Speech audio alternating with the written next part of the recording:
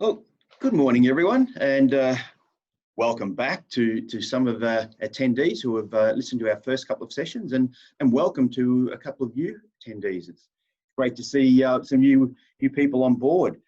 Look, I'm hoping that for everyone who's had a chance to listen to our first two sessions, and either live or via recording, I'm hoping you're getting a much better idea now about what working on your business rather than it means to you. And we really are hoping that, because Tim and I are really humbled and honoured to be able to present this sort of information to you on a weekly basis. So hope you get some things out of it.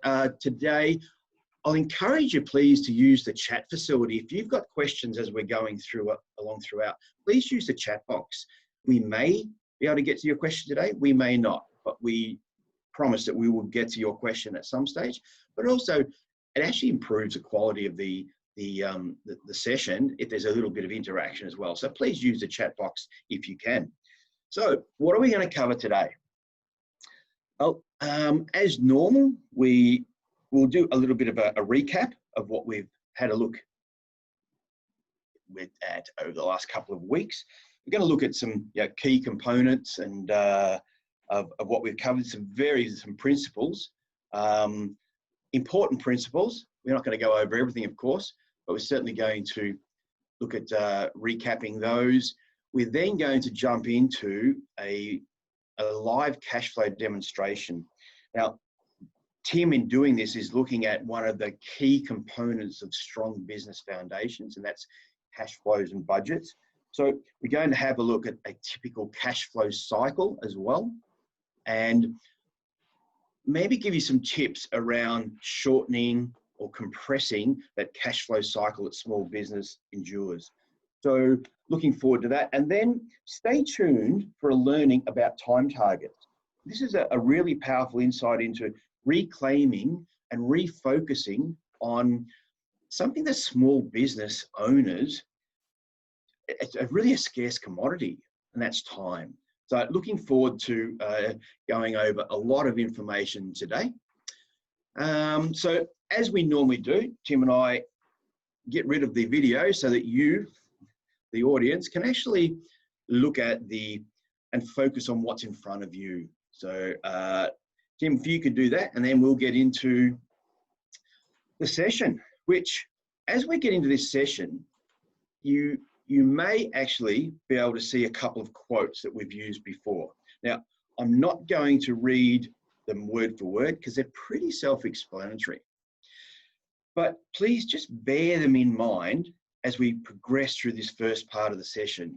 You've heard me talk about Michael Gerber, and I keep coming back to Thomas Jefferson.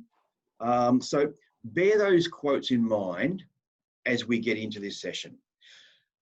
Now, we are on to session 3 out of our 6-part webinar series around working on your business, not just in it. And more specifically, what does working on your business really mean? And when we ask that, we want to know what it really means to you. Now, we're presenting this based on what it means to us, Tim and myself, based on our learnings and experiences from working with hundreds of small businesses over the past many years. But also, we're passing on the learnings from our coach, because he passed on his learnings and experience. We're doing the same. So we feel that is our duty to do that, pass that on. Now, why do we have a coach? Or he's really a bit of a mentor, really. The reason for doing that is that we know our craft, we know our profession and the technical skills required very well. But like most people in business, we were never taught how to run a business. None of our training for our profession or our job or our skill involved a subject called how to run a business. So I've got a question for you, and if you could use the chat box. Who taught you how to run a business? Did anyone? Or did you go to that very popular school that can sometimes be very costly if you get it wrong? And that's the School of Hard Knocks. Learning as you go. So Tim and I now have a lot more of an idea about running a business. And if you can remember back to the 4 stages of learning that I went through last week, we spoke about going from unconsciously incompetent, in other words, we didn't know what we didn't know, up to doing things automatically without even thinking about it, which is unconsciously competent. Now, we believe that in our business, we're probably at the conscious competence stage in a lot of aspects, and sometimes we may actually be creeping into the unconscious competence area. Now, creeping into that area can be a double-edged sword. I mean, it's good that we can go about our daily business knowing that the processes, systems, and knowledge that we have will assist in the running of the business. But it could be bad if we don't keep a close eye on what's happening around us. I recall back to a saying, I think it was my father told me many, many years ago, even if you're on the right track, if you sit still, you'll get run over. So that is why that we're always aware of the need for constant and never-ending improvement. So being unconsciously competent, it just may impede the growth of your business. So we're quite aware of that. Now, as I mentioned, we've got a coach to assist us through our journey. In the early days, our coach helped us move along those 4 stages of learning. Now he's basically there to question us, to challenge us, and ensure that we don't drop the ball in the many areas that we can be, working on our business. We've still got things that we can do, and we know that, and we've got things that we should do. And sometimes we just need that little bit of accountability. So, and that's why we run these sessions. We want to pass on our learnings to limit the blows that you can get from attending the school of hard knocks, as I said before. Okay, so a quick recap on a couple of the important, learning so far. A snapshot of what we believe are the key components to a strong business model. We have the 4 foundations to support growth and weather the storms there along the bottom.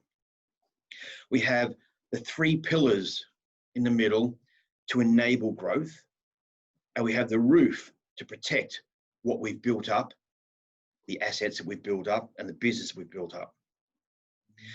Now, I mentioned before as well, when working on or creating this strong business model, you should be doing so by referencing the functions of the 10 hats of your business. As you undertake a task, reference back to who should be doing or who should be performing this task when it comes to creating that strong business model. Again, I'm going to get you to do some work. Now, I said we're on our 3rd session, and hopefully there's a couple of people online that, or a few people online that have listened to the first couple of sessions. So I'd love to know what decisions, and more importantly, what actions have you taken over the last couple of weeks to work on your business rather than in it? Please share them in the chat box.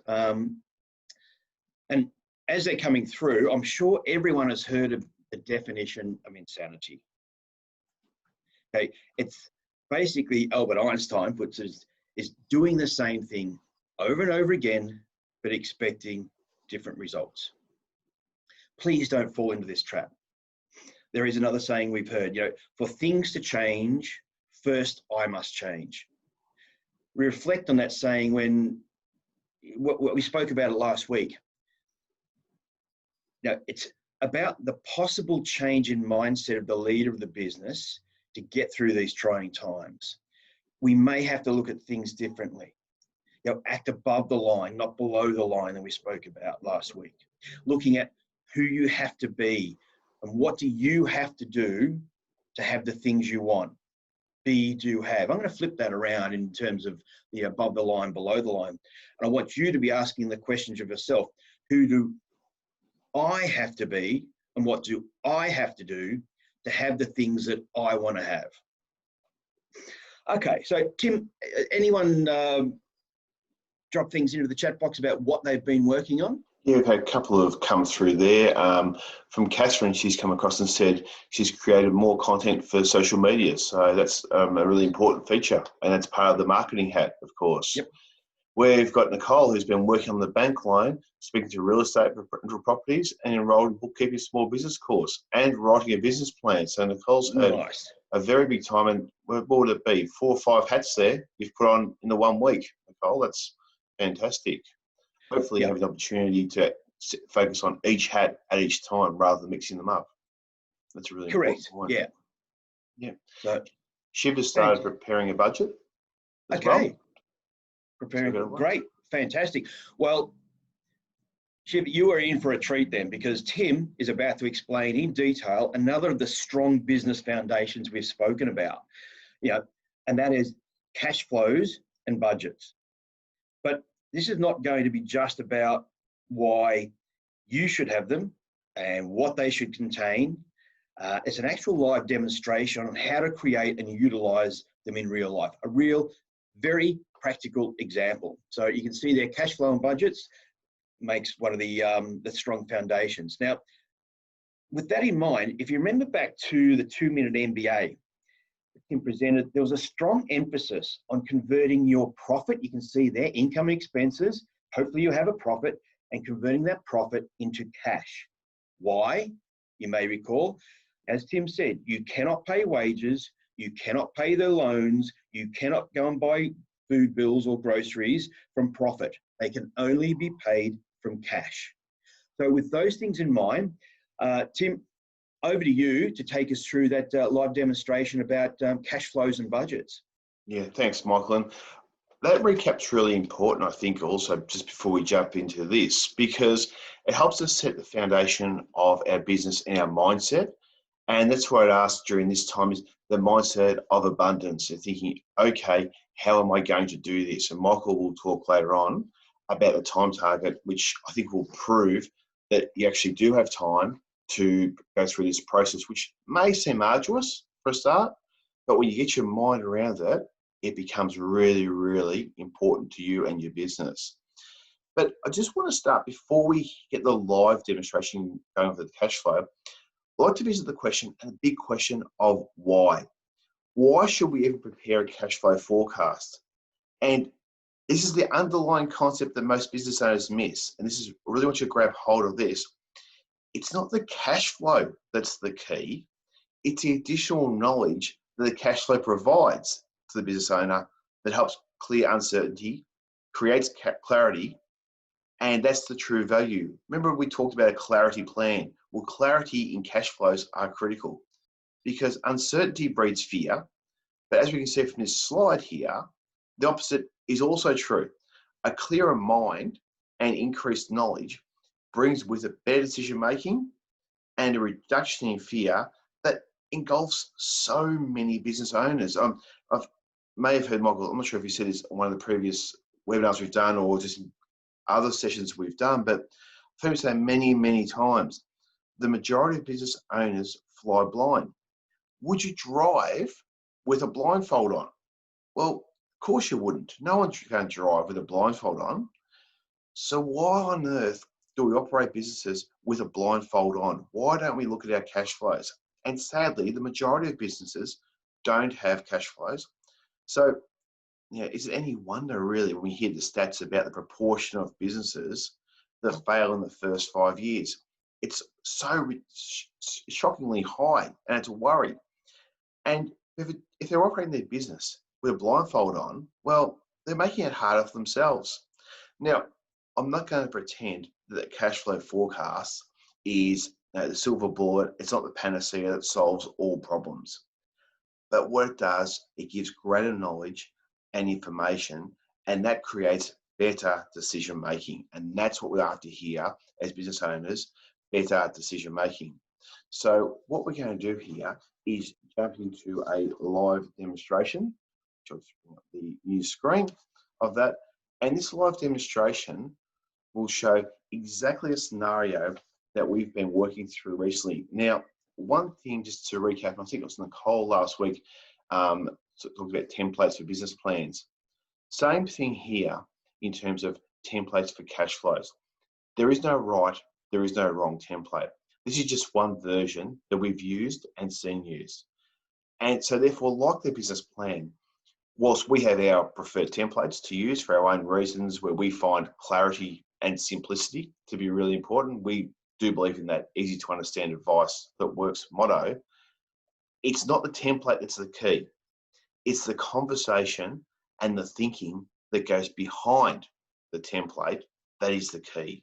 So it's the actions, it's the outcomes, it's the thinking, it's the mentality. All that adds so much weight to what you're going to get out of a cash flow forecast. Just putting numbers on a page is ticking a box. The reality is it's the decisions, the thinking, and the process that you go through that means so much. So we've just got some numbers there for a cash flow forecast, which is a month-by-month scenario.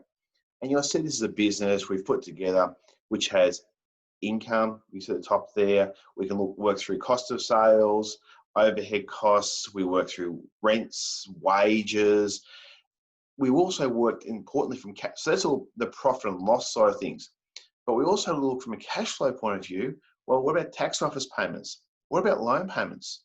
What about payments to the owners? That's money coming out of the business, these cash flows. So effectively, a cash flow, we'll talk about any cash that goes in or out of the business. So it may be the shareholder hat that is funding the business, or the shareholder hat that is taking money out of the business. That's part of the cash flow. So we can see how that works. But what I want to show really is how powerful it can be with your decision making if you use some thinking around it. So let's jump in here, scenario planner. So that's our base scenario. Our base scenario, as we see it, is where I am right now, based upon all the information that I have available to me at this time. A scenario planner. So let's talk about some real life examples. And what we're showing here is actually elements of what's been going on over the last 4 months with businesses challenged by COVID-19. And if we look at this is just a typical example of someone that's been hit at the moment. And look, things may have happened again with announcements this week. That let's say they dropped 10% of sales. And by the same token, if you're going to drop 10% of sales, you'll also have a 10% reduction in the cost of sales. And simply lose 10% there, lose 10% in the sales. We look at our graph, and what we can see is that all of a sudden, the profitability for the year drops by 80% in this particular case. From 50, the cash flow position goes right back to 10. Now, for a business owner, that can be devastating. Imagine if you didn't have the 50 for a start. How are you talking to banks? How are you dealing with suppliers over this time? But the power of that is right here. If we know that a 10% reduction in sales will mean a $40,000 reduction in our cash position, let's go and make some decisions. We're armed with information. Let's go and find out what's the case. Above the line, below the line approach. We can have excuses, we can deny it's going to happen, or we can take ownership for what happens going ahead. So let's just go back to this scenario planner. I just want to run through a couple of things that people and clients have done, and it's actually changed their scenarios. So one part is renegotiating the way they work with their employees and the like. Let's say, for example, we realise that our sales are going to be down by 10%. So we restructure our rosters, renegotiate the hours everyone's working for, and we're able to reduce our cost of sales for our employees by 15% across the board. So I'll just plonk that in there. And that also extends to things like superannuation, work cover, payroll tax, if that's a cost as well for the business. Let's do that. Also, what we've seen a lot of recently is businesses in these scenarios either reconstructing their structure, their footprint, or renegotiating the rent. So let's work on a rent basis and let's reduce the rent because of the situation by, let's say, 30%. They bring their rent down by 30%. And here's one of the tricks. Here's one of the big tricks. It's easy to cut. But what about sometimes we need to invest in the business? So in this case, and I'll just use an actual real life scenario here. We had one client that doubled their marketing spend. Doubled. So 100% increase on their marketing spend. And the reason they did that was because they're in a competitive market. They knew there was buyers out there, but they needed a greater percentage of the buyers than they'd ever had before. So they marketed twice as hard. The other thing that a couple had to do, which, look, let's put my hands up, that was actually great for us, was they had to spend time working on their business with a coach, an accountant, forecast, all that sort of thing. And there was a number of clients who spent a couple of $1,000, I was put extra $2,000 in there, in cost. Now, that's hard to cop because spending extra money when times are tough is really, really challenging and challenges the normal mindset of business owners. Normally it's, how can I reduce costs? But sometimes I need to invest in myself, my team, my business. So put that through there. The actions of actually creating some business strategies and plans and the additional advertising and marketing costs actually brings the loss of sales down. So if we look at now the sales are reduced to say 6% rather than 10%, so it's still going down, but the loss is less. And again, the stock on cost of sales again reduces by the same. And we go there. Let's now have a look at what scenario summary does. And you'll see the line. It literally moves back up. It doesn't reach the same heights that it was prior to the 10% reduction in sales. It doesn't reach the same heights as it was, in this case, pre-COVID-19. But what it does is it brings the business back with a much, much healthier position. Now, that's not the cash flow itself that's doing it. The cash flow is providing the information, it's providing the source data, it's providing knowledge.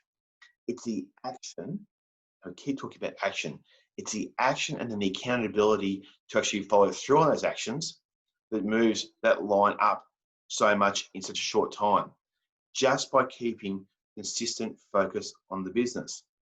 Now, we've also got in here in our live demo, and we often use it. I highly recommend, if you want to truly know about your cash flow position, go for a weekly planner, not monthly. And I want to just move to this tab here in particular. And whilst it has the same functionality for mindset, so you're still going fundamentally the same process as the monthly planner, you make decisions, you know what cash flow is happening. But the thing I want to highlight from the graph, and you can see on the screen, is that weekly, you can truly learn how your cash flow cycle works. You'll see here, if you look through this graph, often month to month, the end is a reasonable cash position. It keeps coming back up to these little peaks. But just take a look at some of the troughs within the month. So if this is your cash cycle in your business and you don't know this information, if you think month to month we're going okay, but hang on, halfway through the month, something's not right. There was a client many years ago who said, some days I feel like a king, other days I feel like the court jester. And that's what's happening here. But if you know about this and you know this information, well, you can control it. But if you don't, well, is it any wonder you're having sleepless nights about cash and cash flow? So to truly understand your cash flow cycle, I just can't stress enough, and Michael's going to talk about this shortly, how important 1 hour per week is to teach you so much and actually take control of your cash flow, give you back power to make decisions rather than feeling almost frozen by the lack of clarity and fear that comes with driving your business with that blindfold on. It's actually frightening to think how many people are in that scenario. So what I want to do is just take you through, on the back of that, one specific way to improve your understanding of cash position, which is the cash conversion cycle. And if you think back to the 2-minute MBA, we talked about a quick win, being stock, debtors, and WIP, converting from profit to cash. So we can do days and days of sessions on different cash improvement strategies and knowledge. But just for the moment, let's look at this one in particular, which is the cash conversion cycle. And one of the most important and best ways to improve your business is to shorten this cycle, shorten the cash conversion cycle. So in other words, you get cash quicker. That's pretty important, getting cash into your pocket quicker. So let's look at this example, and let's use a wholesaler as example. But the reality is you can apply this to any business where you buy goods or supply service on a credit basis. When talking a wholesaler, we'll talk about goods. When we talk about services, we're talking about work in progress. So the same concept applies. This is just a particular example we've taken from a wholesaler. So a wholesaler buys stock from suppliers, and on average, they must pay the suppliers 35 days after buying the stock. So it's actually quite reasonable in terms of itself. That's when the cash heads out. But quite often the stock doesn't sell the moment it comes into the warehouse, or very rarely. And a number of customers, they actually eventually get sold. And let's say on average, it's 65 days the stock is held for. So the stock sits in that warehouse from the time of purchase to the time of sale, on average, for 65 days.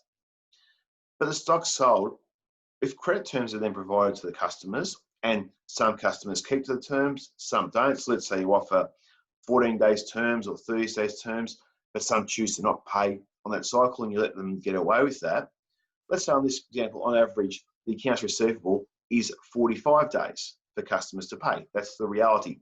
As much as you can say on your invoice, 30 days terms, if you don't collect the money, you're really giving them 45 days terms or longer.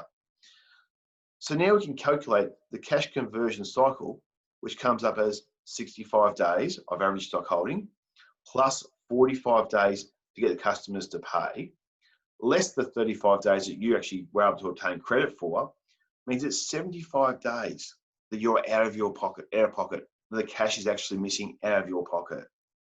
That's massive. And in any time, good times, bad times, it's a significant number. In bad times, it's just highlighted harder. You just magnify it so much more. And you need, though, to put a plan in place to shorten this cash flow conversion cycle. You need a process that we'd recommend is to, one thing, have it as part of a strategic business plan. Have this as a key concept. Using the numbers from your recent management accounts, or you take place with your accountant, you can work on those numbers, calculate your cash conversion cycle, and from there, you can determine how actions you can shorten the cash cycle and free up more cash. So one thing to make decisions, but then critical to take action and have accountability around that. So I'll give you one quick example just to put some numbers to this, because this actually blows people's minds apart. If you're running a business and your turnover is, say, $500,000 per annum, and your debtors are $50,000, so that's not horrible. That's actually quite good. If you actually bring that cash cycle in by 10 days, you'll put an extra $13,700 in your pocket, in your business account, cash. Now, that's the sort of stuff that you can go and reinvest, as we said, in the 2 million MBA, either into more assets, into debt reduction, or take for the owner. So with that in mind, it's all well and good for us to show you that's what you should be able to do. But let's actually give you some strategies. Let's give you some thoughts. Now, none of this is going to be rocket science, but when you look at it on the page, that's great. Because what that tells you is that these are things that you actually can do. The difference is that some people do and some people don't do. So a choice, which one are you? You can talk to your creditors. You can slow down their payments. Now, this is actually not one of my favorite ones at all, is to slow down with your suppliers, because eventually you've got to pay them. But there is one thing that's really important here, which is understanding your suppliers and understanding their billing cycles. So not negotiating, but understanding. And for example, if I order goods on the last day of the month or the first day of the next month, do they have payment terms that extend my time to pay by up to 30 days? This happens regularly. We hear of 30 days end of month being terms. Well, if I buy on the 1st rather than the 31st, how does that affect the time I've got to pay for that account? More powerfully than that, though, we can shorten the stock holding cycle. So better stock management through stock control delegations is just one way to do this. Make it someone's job to develop and deliver the best timing for your stock. Have enough as you need to be able to supply, but don't have things hanging on the shelf for too long.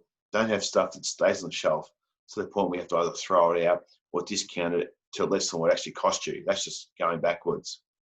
And give someone charge. If a team member, perhaps, give them some form of incentive and make it their responsibility to take care of dealing with the stock. If it's no one's responsibility, then nothing will happen. Probably the one that I try to work on most, and I think works for so many levers you can use for this, is speeding up your receipts or shortening the cash cycle through the way you manage your income.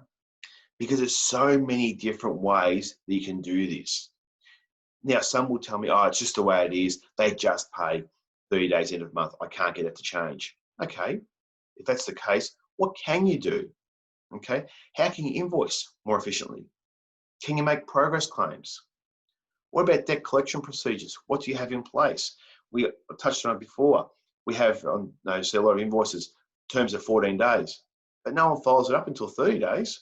And as a creditor, you know yourself, you soon learn that. So you think, oh, well, I've really got 30 days, even though they say 14.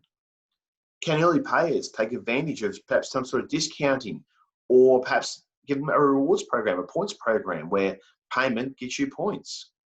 Can you package goods and services and bundle options? Can you just spend time looking at this in a calculated manner? Again, appoint a team member to champion this project. Now, if you're a team of one, this might be your project. So therefore, appoint some time we actually dedicate to this project. Okay, because this is a big thing. You have more cash in your business account if you follow through on this. And let me promise you this from our experience, but also from our clients' experiences too, cash breeds confidence, and confidence more than ever right now, but at any time in business, is the number one asset that a business owner could crave: confidence. Uncertainty breeds fear, cash breeds confidence. Now, as you get improving your cash conversion cycle, you'll encounter concepts, and I've touched on some just then, around debtor days, stock days, WIP days, stock turn. We're going to actually look at those in more detail when we take a deeper dive into the pillars of a strong business foundations. When you see that, knowing your numbers. So one of those pillars is know your numbers. That's not for today. That's for a couple of weeks' time.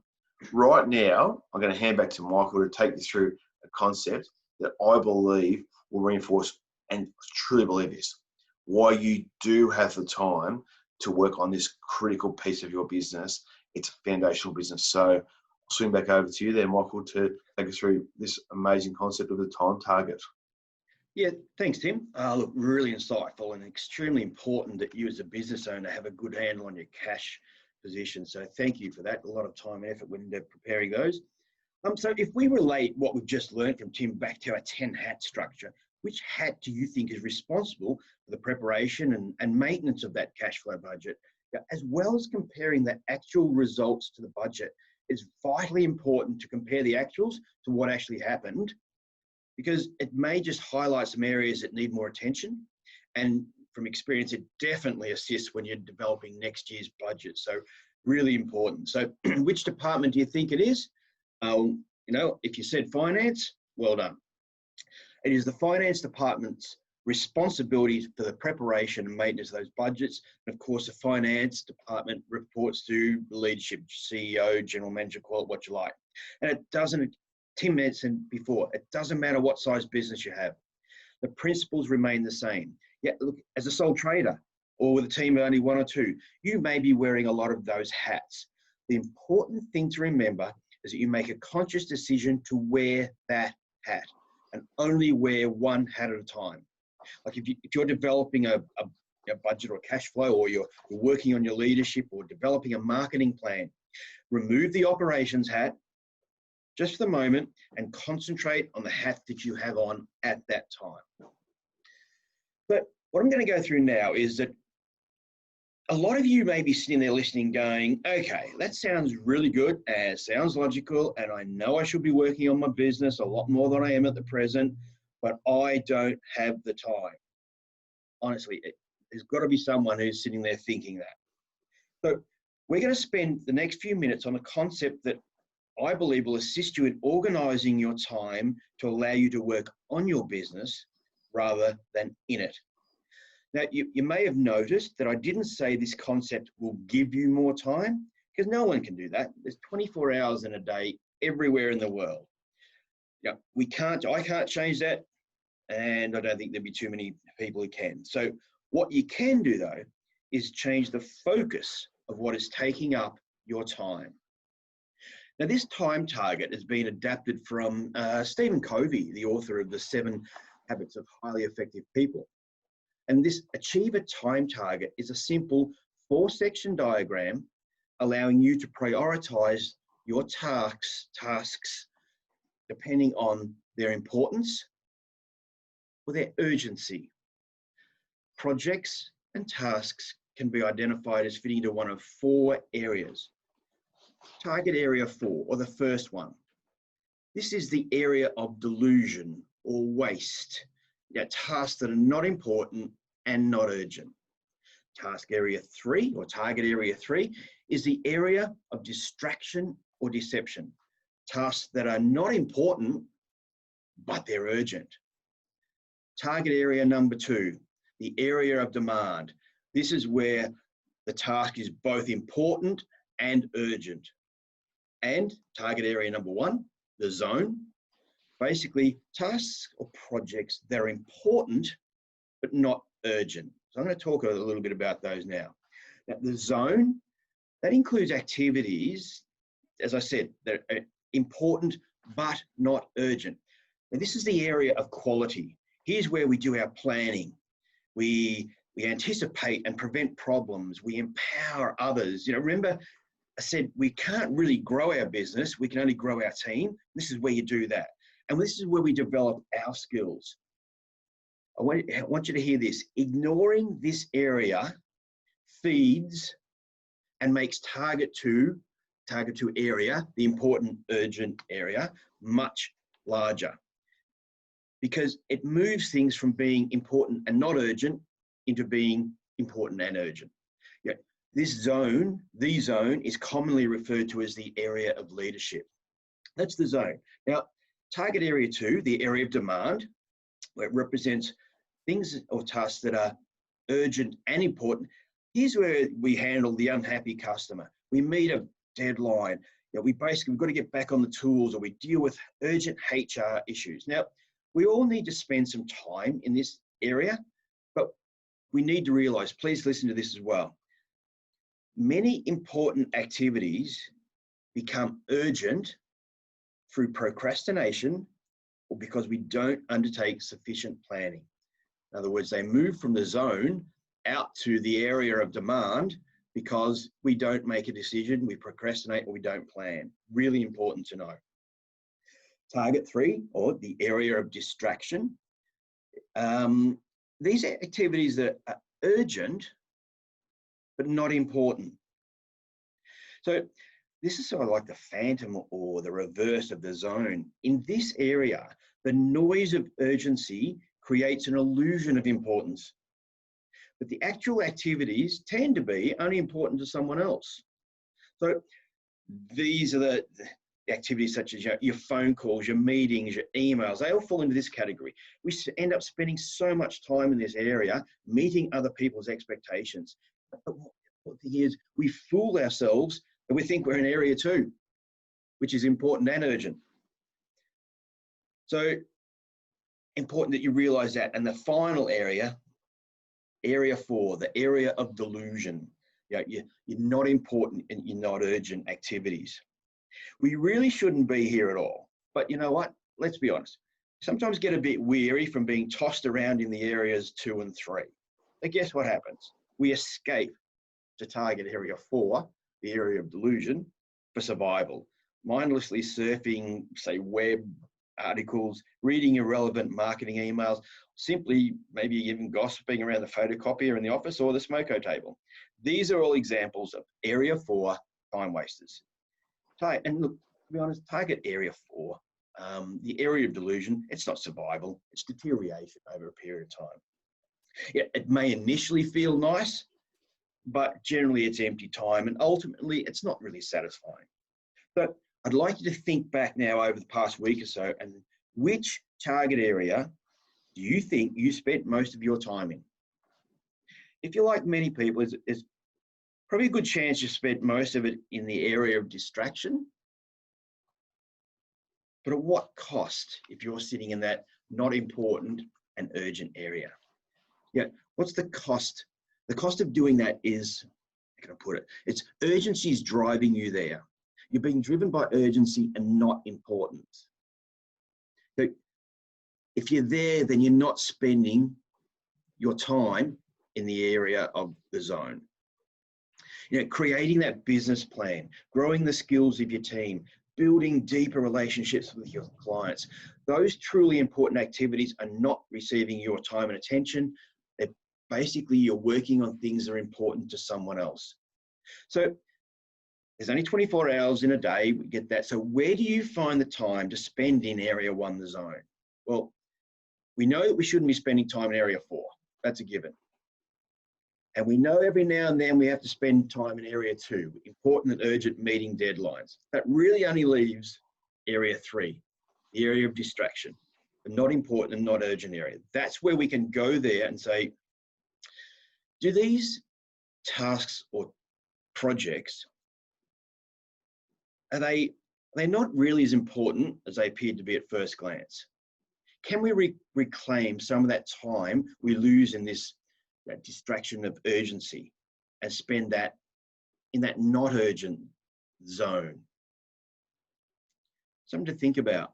And just finally on this concept of time target, we adopt a reasonably simple way to allocate some of our time. It's a bit of a tip for you. We refer to this concept as the 4 Ds.